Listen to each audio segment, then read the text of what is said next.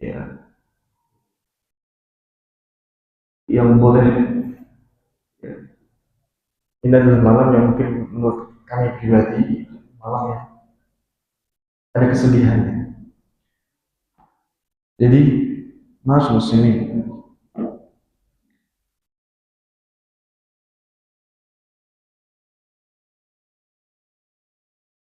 eh, di jam 12 siang bahkan sampai jam 1 jam 2 itu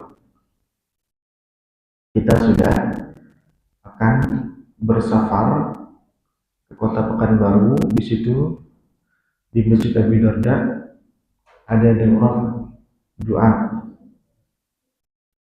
yaitu daurah bersama Ustadz Firanda membahas kitab Aqidah Wasithiyah. Itu adalah apa, kesempatan kalau kita bisa, karena di situ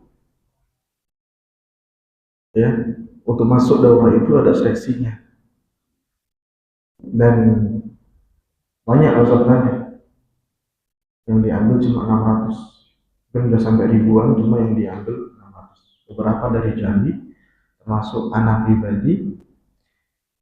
Jadi harusnya ini, bukan seharusnya, Allah Subhanahu wa taala memberikan pilihan lain, atau Allah menakdirkan yang lain, yaitu belum jadi berangkat. Padahal sudah diperkirakan pengumuman itu Senin malam, Selasa malam itu adalah check-in, terus kemudian Rabu pagi langsung ngedorong sampai malam, Kamis gitu juga, Jumat kayak gitu, Sabtu sampai siang baru pulang. Jadi maksudnya ini sebenarnya ya, eh, bagi teman-teman sekalian, kesempatan hadir di majelis ilmu itu adalah kesempatan yang bukan mudah sebenarnya. Jadi antum itu berhasil, antum yang duduk di sini berhasil memprioritaskan bermajelis, duduk di masjid pada maghrib sampai isya. Antum berhasil. Saya yakin antum tuh banyak rintangan, banyak alasan yang kalau antum lemes sedikit, antum menerima alasan tersebut, antum kemudian mengiyakan, atau tidak bisa duduk di sini. Hatta antum sehat.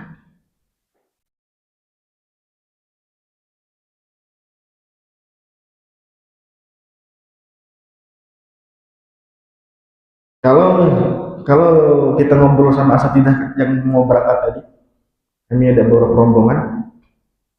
Pertama, sangat sangat apa, mendadak sekali, Senin malam.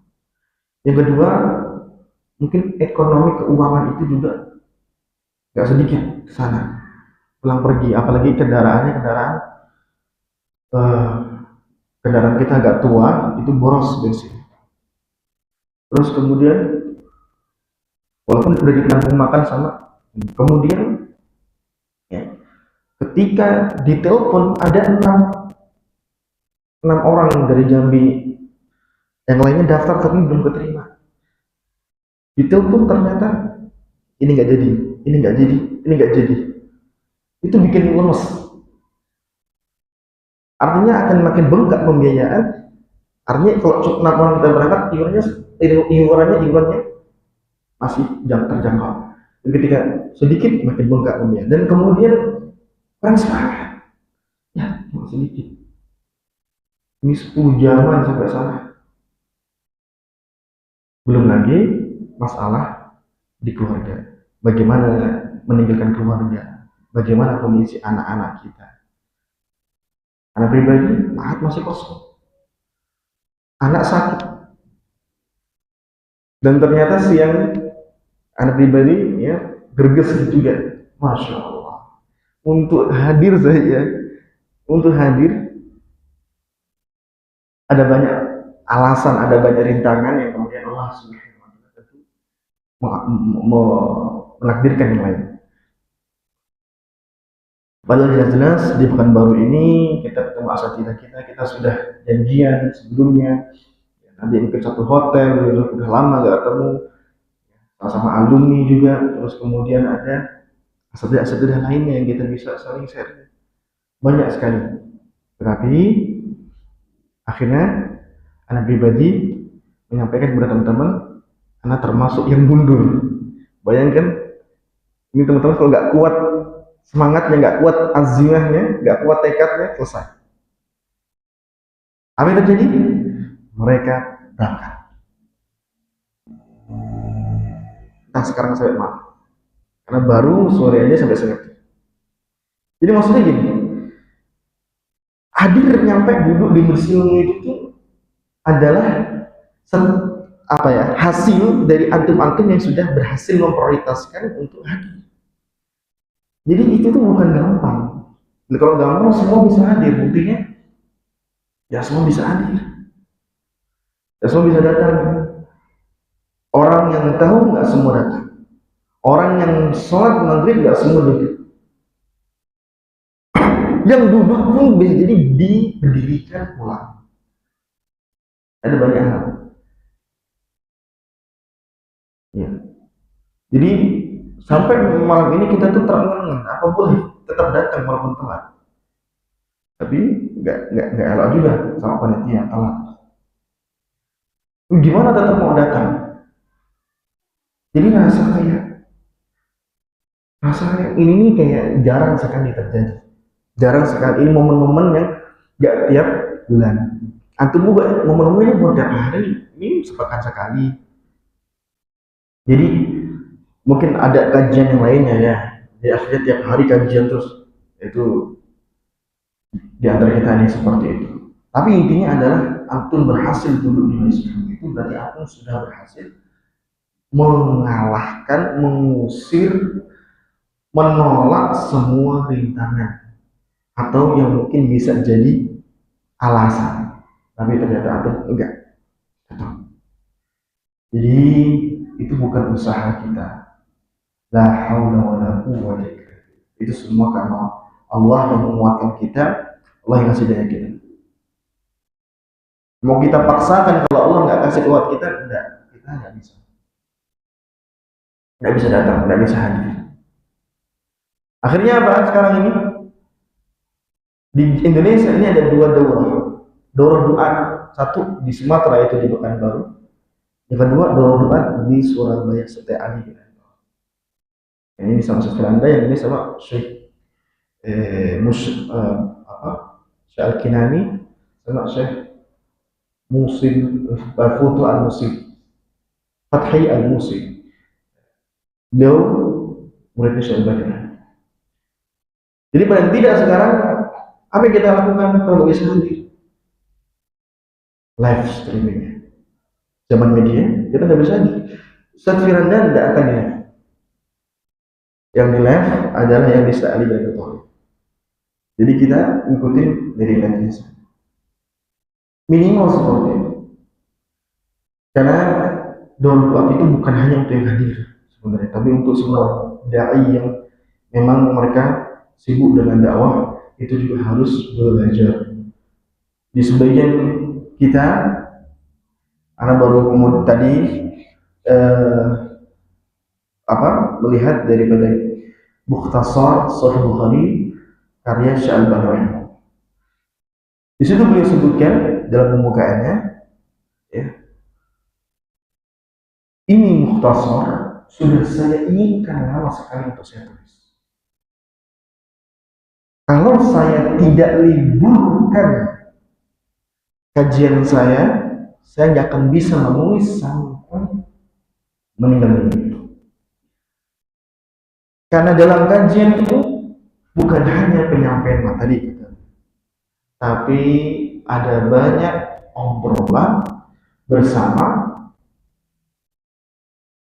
hadirin. Itu tidak cukup 1 jam 2 jam. Apalagi beliau itu kalau sudah tanya jawab itu panjang jawabannya.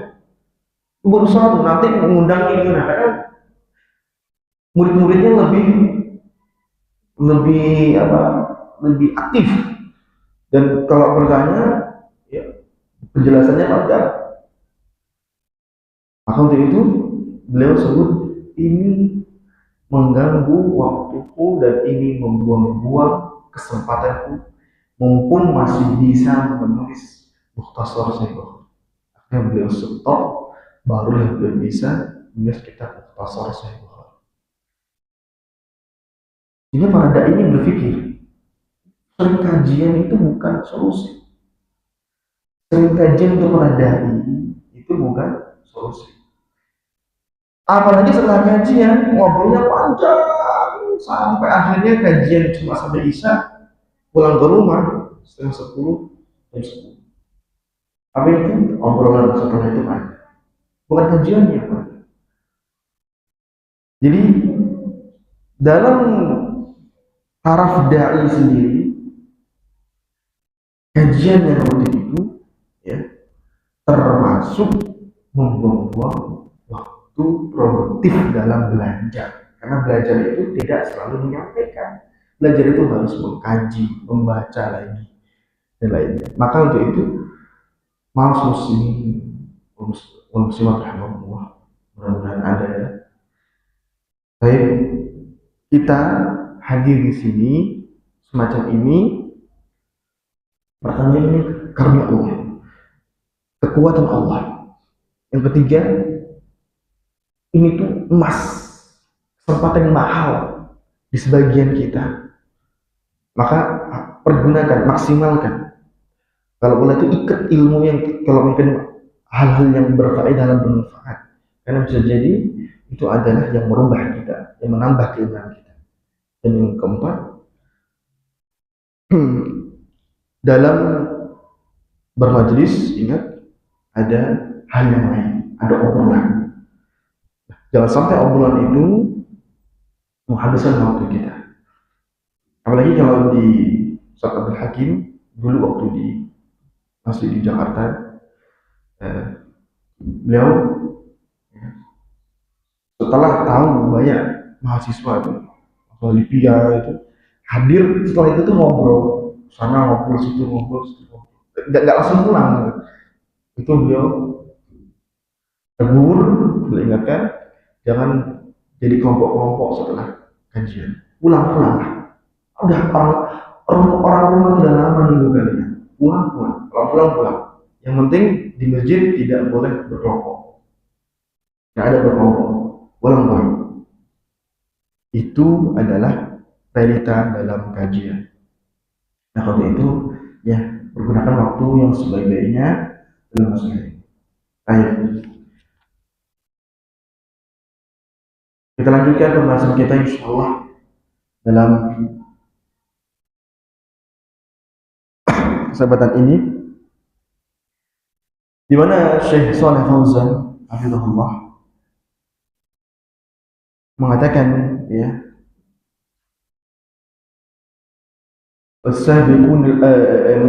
menyatakan firman Allah Subhanahu wa taala surah Taubah ayat 11, wasabiqun al-awwaluna minal muhajirin wal ansar walladzina tabauhum bi ihsan. Mereka adalah orang-orang yang pertama kali masuk Islam dari kalangan muhajirin dan dari kalangan ansar dan dari kalangan orang-orang yang mengikuti mereka dengan benar, dengan baik. Hada yadullu ala ittiba'i manhajis salafi min as-sahabati wa tabi'in wa man sara ala nahjihim. Ini menunjukkan ya,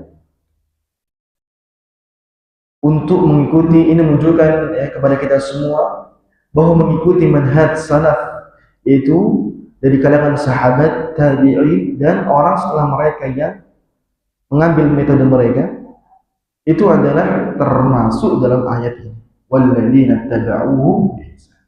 Jadi kapanpun kita yang hadir di tahun 1447 Hijriah, kok kita kemudian belajar dalam beragama ini, apa yang dicontohkan oleh para sahabat, gimana paham mereka, itu kita dengan serta-merta secara langsung masuk dalam ayat wasabiqul awwaluna dan muhajirin wal ansar walladzina tabauhum bi ihsan, yang mengikuti muhajir dan ansar dengan benar.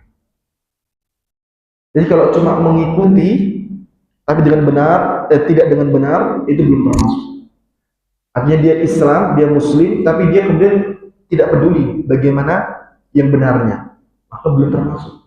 Kapan kita Muslim, kita memperbaiki dan memilih yang benar dalam mempraktikkan agama ini, kita masuk dalam ayat. Walaupun kita orang-orang yang hidup di tahun 1447 Hijriah atau sampai nanti, kapan keturunan kita di koridor yang kita tempuh, mereka masuk dalam ayat ini bersama kita. Maka untuk itu ya, mengikuti atau beragama dengan benar itu sebuah kebutuhan. Kita ingin kita itu adalah orang-orang yang belakangan, dan orang belakangan ini hanya bisa mengekor setelah sebelumnya. Dan ini telah disebutkan, cuma mau yang baik atau tidak baik, mau yang benar atau tidak benar. Nah, ini yang perlu kita tetapkan. Kalau kita mau yang benar, sekalian yang benar aja, karena memang ayatnya nanti membuka diri untuk kita. Walladzina taba'u bisa kita masuk di dalamnya. Tapi kalau kita cuma ikut tapi tidak benar, gimana? Sebagian orang-orang yang mengikuti pemahaman para sahabat, ya, mereka hanya mengikuti dalam akidahnya, tapi tidak dengan akhlaknya. Ada sebagian yang hanya dengan akhlaknya, dia Muslim, ikuti kesalahan akhlaknya, masya Allah, tapi akidahnya tidak. Sekalian aja yang benar. Gimana akhlaknya, gimana akidah. Karena akidah itu dia sama Allah, akhlak itu dia sama manusia. Nah itu insya Allah kita akan masuk dalam ayat ini. Walladzina taba'uhum biihsan. Alasan mengapa kita kemudian alasan dibalik Allah memuji orang-orang yang mengikuti sahabat. Lianna as-salaf as-salihah kanu yasiruna ala manhajir Rasul. Satu alasan. Karena di antara ribuan jutaan manusia, ribuan sampai jutaan manusia yang beragama, bukan berkehidupan dunia, bukan berkehidupan dunia, tapi beragama, itu memilih atau mencocoki metode Rasulullah SAW yang paling mirip, yang paling bisa mengamalkan, itu adalah kalangan sahabat. Karena Rasul hidup di tengah mereka. Karena Rasul hidup di tengah mereka. Kita ini tidak. Kita ini hidup dengan sunnahnya Rasul. Mereka hidup dengan Rasulullah SAW. Nah, itulah yang membuat kita kemudian ya memilih atau memiliki alasan mengapa kita memilih mengikuti kaum sahabat. Baik, itu pertama.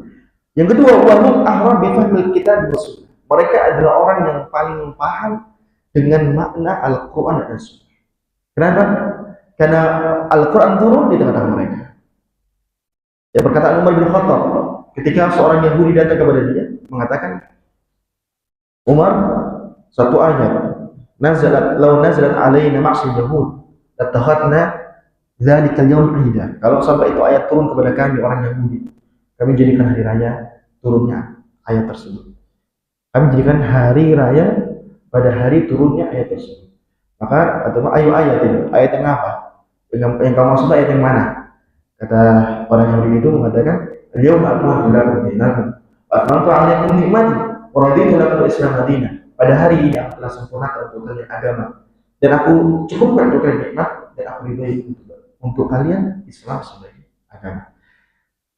Kata Umar bin Khattab, "Wa qad 'arafna dzalika al-yawm wal makan alladhi nazalat fihi ar-rasul." Allah itu kami tahu lebih daripada kamu. Kami tahu kapan dia turun, kami tahu di mana dia turun, bahkan kami tahu mengapa dia turun. Sebab itu. Jadi para sahabat yang lebih tahu. Kalau masalah ayat Quran, idza ja'a nasrul fath wa ra'aita an-nasa yadkhuluna fi dinillahi afwaja wa fasabbih bihamdi rabbika wastaghfir innahu kana tawwaba. Para sahabat pernah berselisih dalam menafsiri ayat ini. Umar bin Khattab membuka diskusi. Ada yang mengatakan ini adalah ayat yang menerangkan tentang penaklukan yang Allah janjikan untuk agama ini. Allah berikan kemenangan dan keluasan daerah kaum muslimin bagi hadiah bagi orang-orang yang beriman di kota Madinah. Wilayah kaum muslimin menjadi luas ya sampai luar jazirah Arab. Ini apa dalilnya ayat ini? Ada yang mengatakan ya, eh, ini membenarkan bahwa akan tiba masa orang Arab masuk Islam berbondong-bondong kepada Nabi Muhammad SAW. Tapi kemudian di dalam mereka Abdullah bin Abbas mengatakan ini adalah ajalnya Rasulullah SAW. Ayat ini turun untuk menerangkan ajal Nabi SAW telah tiba. Itu di luar prediksi para sahabat. Jadi para sahabat sendiri, kalau seandainya mereka tidak tepat dalam memahaminya, pasti ada di antara mereka yang tepat. Jadi para sahabat itu dinilai secara keseluruhan, bukan satu dua orang. Para sahabat masuk keseluruhan, semua mereka. Tidak hanya pemahaman para sahabat. Baik, bagaimana mungkin pemahaman perorangan seperti ya, sebagian sahabat ya memahami misalnya kayak Abu Hurairah radhiyallahu anhu. Beliau itu berwudu, memahaminya adalah membasuh tangan itu sampai lengan, sampai bahu. Membasuh wajah itu sampai leher. Kapan beliau diketahui kaki sampai lutut? Kapan beliau diketahui oleh para sahabat dengan demikian? Ditegur. 5. Kenapa demikiannya? Bahwa dia terkejut. Ternyata ada yang memperhatikan. Jadi seakan-akan kondisi Abu Hurairah itu menerangkan, aku nggak mau ada yang tahu. Ini khusus untukku. Jadi kalau kita lihat pribadi persahabatan, pribadi perorangan sahabat, perorangan dari sahabat, maka kita akan terjadi menemukan kesisihan. Maka yang kita ikuti pemahamannya itu adalah secara keseluruhan, sahabat semua. Mana yang kemudian jumhur atau kebanyakan para sahabat mengamalkannya, menggunakannya. Lalu kata Abu Hurairah, ini untuk bukan untuk yang lain. Jadi artinya kita nggak bisa kemudian mengambil Abu Hurairah saja lalu meninggalkan para sahabat yang lain. Baik. Wa aqrab dan mereka adalah orang yang paling dekat dengan kebenaran. Yang ketiga, paling dekat dengan kebenaran. Ya, kenapa? Karena mereka masih belum banyak fitnah. Zaman yang belum banyak pengetahuan itu bisa diputarbalikkan. Berita itu bisa dibikin hoax, bikin dusta. Mereka bukan zaman itu, bukan zaman ya media, bukan zaman tersebarnya apa-apa sehingga banyak mengotori kesalahpahaman, membuat kesalahpahaman. Mereka enggak akrab itu, enggak ada zaman itu. Mereka adalah zaman yang paling dekat dengan kebenaran. Kapan salah ditegur langsung. Kapan itu keliru, mereka ditegur. Ya, misal kayak perang kemarin itu kita pernah cerita di Mustahid itu tertamu. Ya, para sahabat itu mereka memilih untuk tidak berangkat karena kondisinya berat. Rasulullah SAW sudah mengumumkan kita berangkat ke Tabuk lawan Romawi. Karena Romawi sudah membuat skenario, mengumpulkan massa untuk menyerang. Maka kita serang lebih dahulu sebelum mereka serang kita. Namun para sahabat tidak respon. Artinya mereka tidak mau, bukan tidak menerima, tapi kondisi mereka yang menghalangi mereka. Satu, panas. Dua, ya, musim kemarau, sedikit air. Tapi buah kurmanya lagi banyak-banyaknya. Terus kemudian ekonomi turun, tunggangan pun sedikit. Perang itu modalnya besar, nggak sedikit. Di zaman dulu sudah, zaman sekarang pun sama. Jadi negeri-negeri yang ada ini, mereka itu nggak mau perang karena nggak punya keuangan yang kuat. Karena kalau perang itu sekali hancur, rudal hancur berapa ratus juta, bahkan sampai T baru satu. Bagaimana kalau pesawatnya banyak kesan? Nah ini dari dulu memang harus punya modal dalam perang, biayanya mahal. Nah kalau sahabat tidak bisa, kesulitan. Siapa yang negur? Apa Rasulullah SAW kemudian kumpulkan kan? Oh sudah. Aneh kalian. Ini sudah tahun ke-9. Udah diuji iman kalian. Apakah Nabi kayak gitu? Enggak. Langsung Allah yang itu. Ya ayyuhalladzina amanu ma lakum idza qila lakum infiru fi sabilillahi taqatum ila al-ard raditum bil hayatid dunya min al-akhirah fama matul hayatid dunya fil akhirati illa qalil. Wahai orang beriman, kenapa kalian ketika diminta untuk berangkat pergilah berperang kalian merasa keberatan? Apakah kalian meridhoi dunia ini daripada akhirat? Apakah kalian lebih mendahulukan mementingkan hidup dunia daripada hidup akhirat? Tidaklah dunia dibanding akhirat kecuali remeh. Tidak ada apa-apanya.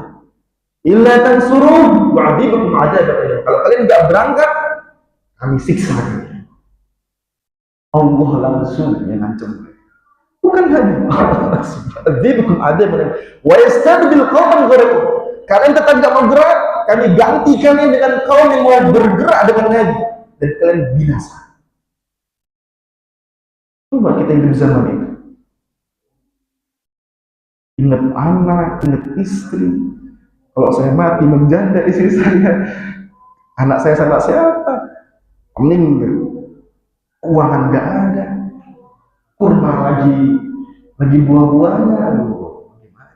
Kalau enggak busuk semua. Tapi Nabi harus berangkat. Tapi kata Allah, wa'adzibukum adzaban alim. Kamu bagaimana? Mau ini dunia tadi atau aku siksa kamu dan siksa pedih? Lalu kemudian aku ganti dengan orang yang lain yang mau gerak dengan Nabi Muhammad SAW. Wala tadurruhu syai'an. Allah enggak merasa susah dengan kamu yang enggan. Kamu sahabat. Bukan kita, kamu sahabat. Jadi kalau mereka itu wajar dekat dengan kebaikan, dekat dengan kebenaran. Sampai mereka enggan aja yang negur Rasulullah. Kita nggak ada. Baik. Wa ab'adu 'anit takalluf. Dan paling kaum yang menjauhi takalluf. Takalluf itu ada mengada-ngada, membuat-buat yang bukan ajarannya. Mereka tidak tipe kayak gitu. Kapan Nabi bilang iya. Tahu perangnya Rasul itu bagaimana? Nabi itu kalau perang tidak pernah sebut mau perang, tidak pernah sebut kita mau ahud, kita mau perang. Enggak ada. Nabi kumpulkan kaum, kalau Nabi kumpulkan para sahabat, sampai hotel lagi silakan. Ya, musuhnya sudah balik ya. Kalau masih belum balik biasanya disuruh nanti. Seperti kayak Abdullah bin Umar. Usia 13 tahun mau perang nanti, 14 tahun nanti, 15 tahun ayo. Nanti sudah balik. Nah, Nabi SAW kumpulkan mereka nanti berangkat. Mereka nggak tahu mau di mana perangnya, mau perang apa nggak tahu. Yang penting mereka sami'na atau ikut Nabi. Bahkan Nabi itu orang yang terdepan, pemberani. Dalam berperang terdepan. Dalam waktu hijrah itu dari Mekah ke Madinah, Nabi paling belakang. Karena tidak ada yang bahaya kecuali ya di belakangan ini, karena bukan ketemu musuh. Mungkin musuh di belakang, maka Nabi paling belakang. Nabi itu bagi para sahabat itu seperti orangnya. Ya, udah kita ikut aja lah, karena dialah pemberani. Kayak gitu loh, kita ketemu orang itu udah pasrah saja. Nah, mereka ini orang yang tidak banyak ingin apa? Ingin berkreasi, ingin kayak gini sih bagusnya. Memang benar, ada orang munafikun. Orang munafikun ketika di perang Tabuk tadi, ada sahabat yang sedekahnya seperti Utsman, ya. 1000 dinar, 4 kilo, sekian emas. Dipakai bajunya, diserahkan ke baju Rasul, dituangkan. Nabi sampai gini-gini terus. Madar Utsman ba'da hadzal yaum. Utsman boleh lakukan apa saja setelah hari ini, enggak ada dosa. Orang munafikun kata bilang apa? Riya ini. Utsman riya. Orang-orang itu riya. Alladzina yalmizul mu'minina fil mutawwi'ina fis shadaqah. orang-orang yang mencela, yaitu orang munafikun yang mengejek-ngejek. Kapan sedekahnya banyak? Oh, ini riya. Ketika ada sahabat ya yang sedekah cuma setengah sok kurma, setengah satu sok ya, karena 3 liter, 3 kilo, ini setengahnya 1,5 kilogram dibawa untuk pasukan sebanyak itu. Tapi dia nggak merasa, kan itu yang dia mampu, itu dia punya, dikeluarkan sekali. Apa kata orang munafik? Sedekahmu nggak berarti, sedekahmu nggak berarti, sedikit sekali, pasukan banyak. Jadi yang menggembosi ada, tapi bukan kaum sahabat, itu orang munafik. Dan mereka bukan kalangan sahabat, atau mereka bukan terhitung sebagai sahabat Rasulullah SAW, walaupun mereka ketemu Rasulullah SAW. Baik, makanya para sahabat itu adalah orang yang paling sering mengkhawatirkan kemunafikan, karena nggak bisa di ini munafik, ini sahabat, ini munafik, ini sahabat, sama-sama lingkupnya di lingkungan sahabat. Maka dia selalu mencurigai, jangan-jangan saya sudah munafik, dan sudah munafik. Jadi mereka adalah orang yang paling menjauhi sikap berkreasi. Kreasi itu adalah mengada-ngada, membuat-buat. Wa arwa'u minal mukhalafah, orang yang paling wara', takut kalau harus menyelisihi. Kanu harisina jiddan ala tibai alkitab dan sunnah. Mereka orang yang paling semangat untuk mengamalkan kitab Al-Quran dan As-Sunnah. Baik, bagaimana Ummu Salamah ketika mendengar hadis ya Rasulullah SAW sholat rawatib, kata beliau, aku tidak akan meninggalkan setelah ini sampai meninggal. Jadi sekali dengar aku kerjakan sampai mati. Itu adalah sahabat. Walihada atna alaihimullahu jalla wa ala. Oleh karenanya beginilah Allah Subhanahu, oleh karenanya Allah memuji mereka. Karena orang kayak mereka itu di tengah-tengah kita ya tidak ada. Wa atna 'alal ladzina tabauhum bi ihsan. Nah, kita mungkin bisa di sini. Dan Allah memuji dalam ayat itu orang-orang yang mengikuti mereka dengan benar. Nah, itu maksudnya. Jadi kalau kita jadi sahabat, kita nggak mungkin. Kita bukan lagi sahabat. Tapi kalau kita menjadi orang yang menghidupkan sunnahnya sahabat, pemahaman para sahabat, mungkin. Karena kita punya pilihan, mau yang benar-benar atau yang apa adanya. Wa kama dzakarna, sebagaimana telah kami sebutkan. Hum yudha'una wa yatba'una tab'an rasul.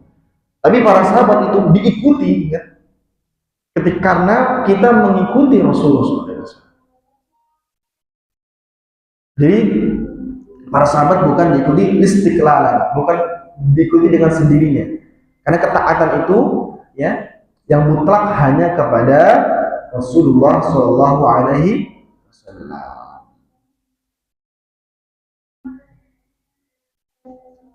Baik. Kata Imam Malik, kulluna radun wa mardudun. Setiap kita ini ucapannya bisa diterima, bisa ditolak, kecuali Nabi Muhammad SAW. Imam Ahmad mengatakan, aku merasa aneh terhadap satu masyarakat, araful isnad wa sihhatah. Mereka itu tahu ilmu isnad, tahu ilmu berita yang sahih. Maksudnya tahu tentang ilmu hadis. Yadhhabuna ila ra'yi Sufyan, tapi mereka justru memilih pendapat Sufyan. Ini Sufyan Ats-Tsauri. Jadi sekalipun dia ulama, ya, kalau seandainya dia tahu hadisnya sahih, ulama tersebut tidak memilihnya dengan alasan yang diungkapkan, maka hadis sahih ini adalah yang kita pilih, kita kerjakan. Karena Imam Ahmad mengatakan aneh ada hadis yang sahih ditinggalkan cuma gara-gara seseorang, walaupun dia adalah seorang alim. Ini membuka kita itu untuk bukan sikap ceroboh, bukan sikap ngawur. Ini alim, kita bukan apa-apa. Ya ada hadis sahih, maksud yang kita bukan apa-apa tahu, yang alim nggak tahu. Nah, gitu kan? Nggak. Ini makna daripada Imam Ahmad bukan membuka sikap ceroboh, wala sikap ya semaunya. Dan kita tidak menghormati alim, bukan. Tetapi maksudnya kata Imam Ahmad ini adalah ulama itu ada dua. ulama yang mengambil hadis sahih, ada ulama yang mengambil pemahaman dari hadis tersebut, tetapi ternyata tidak sesuai, sehingga akhirnya perbedaan pendapat itu ada. Mana yang kita pilih? Nih, ada ulama yang punya pendapat daripada pemahaman hadis tersebut. Dia tahu hadis sunnah, walaupun ada kemungkinan nggak tahu, tapi dia punya pendapat sendiri. Ada ulama yang pendapatnya dia sebutkan ini atas dasar hadis sahih tersebut. Maka kita ini mengikuti yang hadis yang sahih dengan mengikuti ulama yang memilihnya. Bukan kita memilih sendiri. Bukan kita kemudian bisa mengalahkan ulama yang berbeda pendapat dengan kita, yang seakan-akan nggak tahu hadis sahih kita tahu. Setiap hadis sahih itu pasti ada ulama, gitu maksudnya. Tapi kalau kita bahasakan ikut ulama, nggak selesai. Tapi kita bahasakan ikut hadis sahih yang dipilih ulama. Jadi kita ikut itu karena ada ulama yang memilihnya. Dan dia mengatakan itu hadis sahih. Sementara ini sudah diterangkan ada hadis sahih, tapi dia tetap kekeh di pendapatnya. Oh, dia ulama. Nah, kita pilih ulama yang memegang hadis sahih daripada ulama yang memegang pendapatnya dan belum tahu hadisnya sahih atau tidak. Maksudnya seperti itu. Bukan kemudian kita tahu hadis sahih, ulama nggak tahu hadis sahih. Bukan demikian. Imam Syafi'i ya, maksud nggak tahu hadis umum, itu tuh lemah. Terus Imam Ahmad, masa kita tahu? Imam Syafi'i nggak tahu, Imam Subki nggak tahu, kita tahu. Nah, ini tidak benar. Itu ingin membuat salah paham, ingin membuat kekacauan, ingin membuat keributan sehingga digoreng, kemudian ditembakkan bahwa ini ya, Salafi Wahabi, sawah Wahabi sekarang. Ini tidak benar seperti itu. Mas muslimin, perkataan Imam Ahmad itu hadis sahih telah diketahui, arafu kan kalimatnya, mereka tahu ini hadis sahih. Jadi ada ulama yang tahu, mungkin nggak ada hadis sahih tapi nggak ada yang tahu tuh, kayaknya ada ulamanya gitu. Kita ikut hadis sahih karena ada ulama yang memilih. Jadi kita meninggalkan ulama kepada ulama lagi, tapi ulama yang memegang hadis sahih itu aja, nggak ada yang lain. Bukan kita kemudian merasa tahu hadis sahih daripada ulama itu atau ulama yang lain. Ini yang tidak benar. Wahai Ibnu Abbas, makanya Ibnu Abbas sampai mengatakan yusiku an tunzala alaikum hijaratun minas sama. Hampir turun hujan batu dari langit. Aku bilang ini sabda Rasul, kamu bilang ini kata Abu Bakar, kata Umar. Jadi bibit-bibit ini sudah muncul sebelumnya. Nah, makin kesini banyak kaum mendeng-mending. Ini banyak sekarang mulai enggak, ulama ini ada ustaz yang mengatakan seperti ini. Ada ustaz yang mengatakan ulama seperti ini. Ini di Carter biar nggak terus-terusan seperti ini, dikembalikan kita ikut hadis sahih. Tapi bukan kemudian kita sendiri yang mengetahui hadis sahih. Ada ulama di situ. Cuma ulama yang menggandrungi hadis sahih tersebut. Nah, nggak mungkin ada hadis sahih yang kita tahu kecuali ada ulamanya gitu. Mestinya gitu. Maksudnya agar jangan lihat ke ulamanya, tapi lihat apakah dia menyatakan yang dia bawa hadisnya sahih atau tidak. Kalau ulama kan punya pilihan untuk mengumumkan ini dalilku dhaif, ini dalilku kuat. Dia punya kapasitas itu. Nah, kapan ulama itu menyatakan ini dalilku kuat, ini dalilku sahih, itu yang kita pilih. Artinya berdasarkan para ulama juga. Cuma ajakannya, nasihatnya kembali kepada hadis sahih. Baik, bukan berarti tidak menghormati ulama. Itu aja. Mungkin ada pertanyaan, kami persilakan. Silakan azan terlebih dahulu.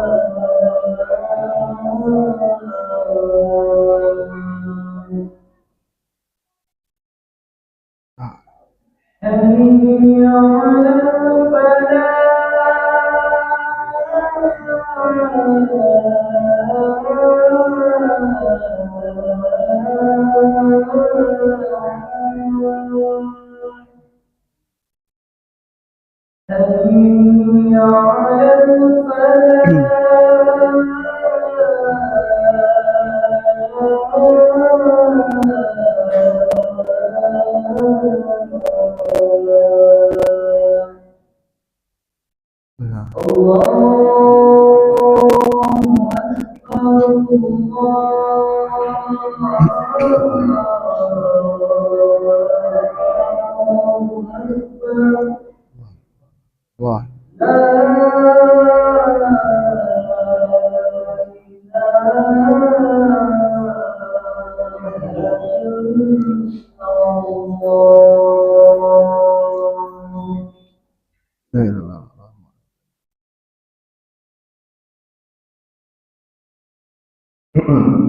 Baik. Sedikit kita sambung. Kalau masalah Imam Syafi'i dibenturkan sama Imam Ahmad, Imam Syafi'i dibenturkan sama Imam Malik, apalagi sampai Imam Syafi'i dibentur sama Syekh bin Baz. Syekh bin Baz ini ulama kontemporer. Imam Syafi'i ulama salaf. Kemudian dibenturkan sama Ibnu Utsaimin, Syekh Albani rahimahullah. Maka ini merupakan salah paham daripada pernyataan ini. Maksudnya ini, kita mengikuti bagaimana pendapat Syekh Albani rahimahullah.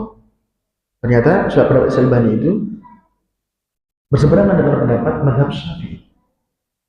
Mazhab Syafi'i ini di situ ada Imam Syafi'i, ada murid-muridnya. Tidak cuma Imam Syafi'i.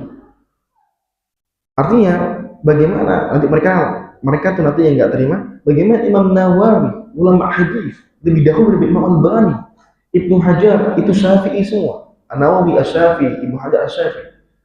Mereka kalahkan cuma dengan Syekh Albani rahimahullah. Yang dia bukan kecuali hanya meringkas hadis, hanya mengumpulkan hadis, bukan meriwayatkan dari seperti orang zaman dahulu. Wah, itu kan keras. Jadi ini sesuatu yang tidak benar. Kita menjadi Syekh Albani rahimahullah. Karena Syekh Albani itu punya salaf itu ada banyak daripada Imam Syafi'i, ada Imam Sufyan Ats-Tsauri, Ibnu Uyainah, Sufyan Ibnu Uyainah. Ada yang lebih lagi Ishaq bin Rahawayh. Masih banyak salaf soleh. Kapan diketahui oleh Syalbani ini dalilnya sahih, di Imam Syafi'i dalilnya belum sahih? Itu bukan aib, itu masalah ilmiah. Ilmu itu seperti karunia. Kadang ini unggul di sini, kadang ini unggul di sini. Imam Syafi'i di usul unggul karena tak dalamnya pemahaman dia. Tapi untuk hadis ternyata terhalang karena lebih banyak Imam Ahmad yang tahu. Karena hadis-hadis diriwayatkan ribuan itu dari Imam Ahmad. Makanya Mustad Imam Ahmad itu tidak seperti Imam Syafi'i, tipis, maksudnya tebal. Karena Imam Syafi'i mengatakan kepada Imam Ahmad, kalau hadis maka aku pasrahkan kepadamu. Kau katakan mana sahih, mana tidak sahih. Jadi itu semua adalah yang harus kita tidak boleh dalam fanatisme. Kita harus melihat ini dengan masing-masing punya keutamaan. Dan kapan kita kemudian memilih yang kontemporer, jangan dibenturkan dengan yang salah. Yang kontemporer ini punya salah juga. Yang kontemporer ini punya salah juga. Ibnu Baz punya rujukan. Oh, ini Imam Syafi'i, ini Imam Ahmad. Oh, ini Syafi'i, Imam Malik. Dia punya sama-sama yang setara. Jadi nggak ada yang sepakat. Jangankan masalah imam, masalah sahabat. Karena kami bilang perorangannya itu saling berselisih. Ini perkara tadi yang Ibnu Abbas sampaikan. Ini Ibnu Abbas ini siapa ya? Kalau kita bilang kontemporer, junior. Nah, yang disalahkan siapa? Abu Bakar Siddiq. Abu Bakar Siddiq siapa? Setara sama bapaknya Abdul Abbas. Udah tua-tua, seniornya ulama. Mereka berpendapat haji dengan umroh tidak boleh disatuin. Haji sendiri, umroh sendiri. Satu safar, satu haji, satu safar, satu umroh. Jangan satu safar haji sama umroh. Tuh, seperti itu. Ibnu Abbas tahu hadis kan? Tahu ilmunya? Menentang. Menentangnya dengan ilmiah, bukan kemudian mencela. Dia fokus kepada kalimatnya seperti kan, yusiku an tunzala alaikum hijaratun minas sama. Kalau kayak gini ceritanya, kita ini bakal kena hujan batu gak lama lagi. Aku udah sampaikan sabda Rasul dari Abu Bakar. Berarti Ibnu Abbas itu mengoreksi dengan hadis karena beliau qala Rasulullah. Aku telah katakan ini sabda Rasul. Karena dalam masalah ini ada hadis yang datang belakangan, hadis yang menasakh. Jadi Nabi pernah melarang tidak boleh menggabung. Tapi belakangan ada hadis yang Nabi SAW menggabungkan sehingga namanya haji tamat. Tamat itu lebih lama ikhramnya. Kenapa? Karena ada umroh plus haji. Gitu ya. Nah itu nggak sampai kepada mereka. Kata-kata nggak sampai agak ngeri juga. Enggak apa-apa, kita sampaikan. Kenapa? Bagaimana satu zaman tapi ini tahu, ini enggak. Kalau bukan nggak sampai itu wajar gitu. Itu namanya karunia. Itulah namanya karunia. Ilmu itu nggak bisa semua sama rata. Ada yang tersampaikan, ada yang ini belum tersampaikan. Jadi makanya tidak ada wakuli di alim, tidak ada orang yang merasa alim betul. Kan setiap yang merasa alim ada yang lebih alim lagi. Karena ada pasti yang nggak dia sampai pada ilmu itu, nggak dia capai. Nah disitulah kemudian Ibnu Abbas mengatakan itu adalah telah diganti. Hadis sabda itu telah dinasakh, dihapus, diganti dengan hadis bolehnya tamattu dengan haji, yaitu umroh plus haji. Sekarang ini berlaku apa? Boleh apa enggak? Itu emang, itu yang boleh. Dulu di zaman Abu Bakar Umar, di zaman pemerintahan beliau enggak ada. Bagaimana itu berlangsung agak lama, Ibnu Abbas mengoreksi dan nggak meminta cepat-cepat langsung, gulingkan langsung, ganti ini salah. Abu Bakar jauh nggak gitu. Tapi dia perlahan di kalimatnya sindiran. Yang penting sudah disampaikan, dan sampai hari ini yang berlaku adalah memang pendapat Ibnu Abbas. Karena memang hadisnya sahih, hadisnya masih berlaku, diketahui oleh para ulama. Hadis dua hadis ini dapat dibaca dalam kitab hadis. Sehingga kalau yang ini kemarin jadi pegang Abu Bakar Umar, sudah terhapus. Selesai. Ini Abu Bakar sama Umar, sahabat senior, bukan Imam Ahmad bin Syafi'i. Jadi kalau masalah seperti ini wajar. Kita ini hidup di zaman cuma ulang. Yang dulu itu sudah telah terjadi, kita cuma ulang. Kalau ada orang merasa itu apa sih kok berani? Pasti ada yang bilang kayak gitu, ada. Dan ini riwayat Ibn Abbas ini dinukil oleh Imam Ahmad dalam satu sunnah. Artinya, kalau Allah tidak meridhoi sekitar Ibnu Abbas, selesai. Allah bisa hapus. Kapan dari agama ini nggak diridhoi, itu bisa dihilangkan. Siapa yang hilangin Allah? Yang entah mungkin nggak kebaca, nggak diteruskan riwayatnya, kebakar bukunya. Tapi di Musnad Imam Ahmad ditemukan. Dan ini banyak kita kan temukan ketika ulama lainnya, tidak hanya di Musnad Imam Ahmad, pernyataan Ibnu Abbas radhiyallahu anhu. Selesai di sini. Jadi kita cuma ngulang. Udahlah, kita cuma ngulang aja. Yang jelas kita tahu bagaimana sikapnya sebenarnya. Teman-teman kita belum paham, maka kita harus perlahan. Mereka masih teman kita, mereka masih saudara kita. Ya, karena yang tidak tahu akan mencemooh yang tidak tahu. Yang tidak tahu akan merasa asing dengan yang tidak diketahuinya. Wajar dia kemudian menolak, ya, kemudian tersinggung karena dia belum tahu. Kapan dia sudah tahu, dia akan menerima. Jadi penting kita itu untuk bukan meninggalkan mereka, tapi menyalurkan pengetahuan kepada mereka. Nah, kapan mereka tahu, menerima. Gimana pun orangnya, gimana pun karakter orangnya, kerasnya atau gimana, kapan dia tahu? Cuma nggak tahu. Karena jiwa itu kalau nggak tahu, dia nggak akan mau terbuka. Baik, itu saja yang dapat kami sampaikan. Ada pertanyaan? Satu.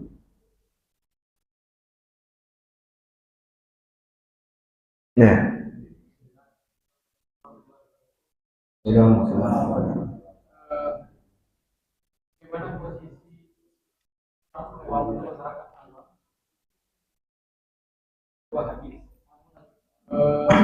karena kalau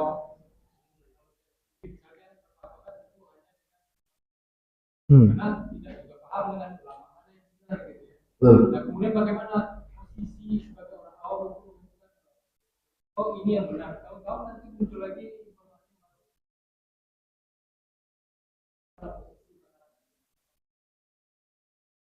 Baik, dan seorang yang awam, ya khususnya di tempat kita, itu maka dia mengikuti ustadznya atau pengajarnya, karena dia untuk kembali kepada ulama. Tidak semua mereka mengenal para ulama-ulama, karena dia harus kembali kepada kitab mereka yang itu berbahasa Arab. Seperti kita tahu kita Arab. Jadi kembali kepada ustadz dan pengajar. Dan ustadz pengajar bagaimana? Ustadz yang pengajar yang sebagaimana telah kami sampaikan tadi, yaitu adalah sebagaimana ulama yang sedikit-sedikit bawa hadis sahih, maka ustadz yang sedikit bawa hadis sahih. Siapapun ustadznya, dari manapun daerahnya. Kalau dia memang dalam ceramahnya, dalam berargumennya mengedepankan hadis sahih, itu insya Allah kita akan satu jalur dimanapun kita.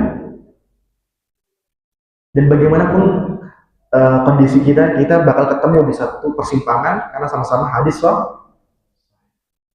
Jadi sebagaimana ulama yang kita pilih ulama ya yang membawa argumentasi hadis sahih, maka ustadznya pun juga yang mengikuti ulama tersebut berargumentasi dengan memprioritaskan hadis sedikit hadis sahih. Kalau nanti kemudian kedapatan ada ruang untuk berbeda pendapat karena sama-sama sahih dan bahkan satu sama lain mengklaim ini lebih sahih, maka di sini kita mensikapinya bukan mengikuti, tapi mensikapinya dengan berlapang dada. Karena kalau kita mengikuti, nggak mungkin dua-duanya kita ikuti. Mengamalkan cuma satu aja, tapi kita di sini berlapang dada, membuka ruang selisih pendapat. Karena sekali lagi dasar kita sama-sama hadis sahih. Ataupun kita bahkan bergeser, kita memilih pendapat yang lebih sahih, ternyata kita terbawa kepada pendapat yang lain yang itu lebih sahih, berubah, terjadi perubahan pendapat, itu sangat mungkin. Dan itu tidak, dan itu bukan yang dulunya sesat selama hadis sahih. Cuma berpindah dari baik ke yang lebih baik. bukan sesat menjadi hak beneran, batil ke hak, sesat kepada petunjuk bukan. Selama makanya dasarnya itu baik, hadis sahih dasarnya. Dan hadis sahih itu nanti ada penjelasannya, dia hadis yang mencakup yang paling minim-minimnya adalah derajatnya hasan. Sahih ini sebenarnya ucapannya sahih itu sebenarnya satu jenis hadis. Maksudnya kita hadis makbul, bahasa yang tepat. Hadis yang diterima itu ada dua, hasan sama sahih. Nah, ini yang kita kemudian jadikan sebagai landasan dalam beramal. Itu ya teman-teman sekalian. Tapi ingat ya, Imam Syafi'i punya pendapat lama di Irak.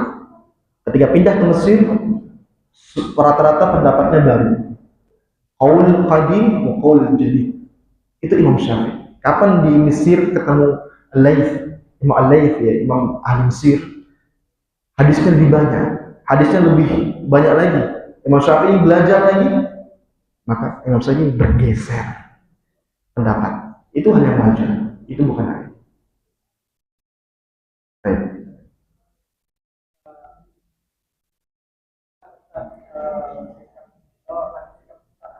Jika ada seorang dai menyampaikan bahwa kita boleh mengamalkan hadis-hadis doa lagi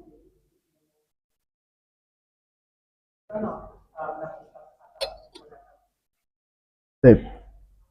Mengamalkan hadis dhaif itu memang perselisihan para ulama. Ada yang mengatakan boleh. Ibnu Utsaimin itu di antara yang kontemporer yang mendakwakan manhaj salaf soleh, manhaj sunnah, tapi sering atau beberapa kali didapati membawa hadis dhaif. Ternyata ada kajian mengapa Ibnu Utsaimin membawa hadis dhaif. Karena Ibnu Utsaimin selalu berhusnudzon. Kapan dia hadis, mudah-mudahan itu nyampe ke Rasul. Jadi kapan kita tahu latar belakang ulama dalam menggunakan hadis dhaif, kita lega. Oh ternyata bukan karena satu kepastian, tapi mudah-mudahan. Yang pasti itu adalah hadis sahih dan hasan. Pasti nyampe. Sehingga kata Syekh Albani memberikan statement, agama ini nggak mungkin oleh Allah dijadikan berdiri tegak di atas hadis dhaif. Karena Allah itu ya maha mampu. Jadi mampu untuk membangun agama ini di atas hadis sahih dan hasan saja. Hadis yang makbul. Untuk apa hadis yang lemah? Nah, walaupun kita di sini kemudian punya sikap yang jelas, yaitu meninggalkan hadis dhaif dalam mengamalkan. Kita juga mengiyakan adanya pernyataan seperti Ibnu Hajar ya dalam kitab Nuhbatul Fikar, dia sebutkan syarat menggunakan hadis dhaif. Berarti bisa diamalkan, tapi dengan syarat. Dan itu pada bab ya motivasi. Fadhil amal, keutamaan amal. Tetapi yang tahu syarat ini, yang belajar syarat ini, mesti akan mengatakan ini seakan-akan tidak mudah untuk diamalkan. Seakan-akan sulit untuk diamalkan. Karena relatif semua. Syaratnya bukan A, B, B, tapi bisa A, bisa B.